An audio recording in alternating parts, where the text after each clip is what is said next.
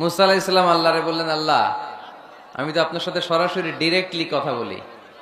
ওয়া কাল্লামাল্লাহু মুসা তাকলিমা, without any media, without any via. মুসা আলাইহিস সালাম আল্লাহর সাথে কথা বলতেন।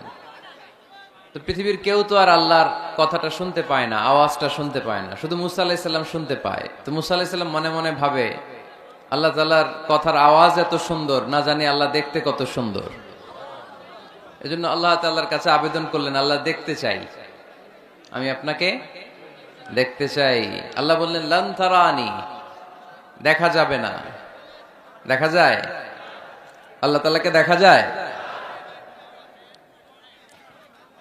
তিনি দৃষ্টির আয়ত্তে নন, দৃষ্টি তার আয়ত্তে। ঠিক কিনা? খেয়াল করে বুঝেন, তিনি দৃষ্টির আয়ত্তে নন, দৃষ্টি তার আয়ত্তে। কোন দৃষ্টি দিয়ে তাকে সীমায়িত করা যায় না। তো এই জন্য দেখতে চায় মানুষ, এটা স্বাভাবিক। তো আপনারা দেখতে চান, কিন্তু বিশৃঙ্খলা তো করা যাবে না। বিশৃঙ্খলা করবেন না।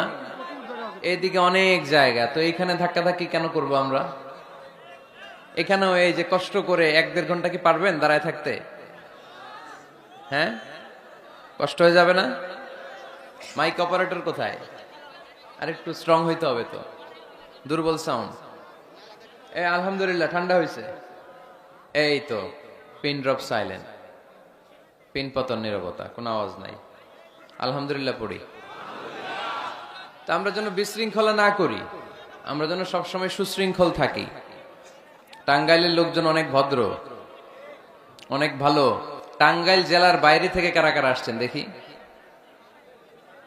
ওরে আল্লাহ, টাঙ্গাইল জেলার বাইরে থেকেও আসছেন? ময়মনসিংহ,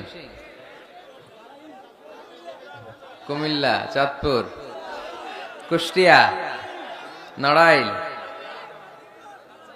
আচ্ছা, আলহামদুলিল্লাহ, হাত নামান।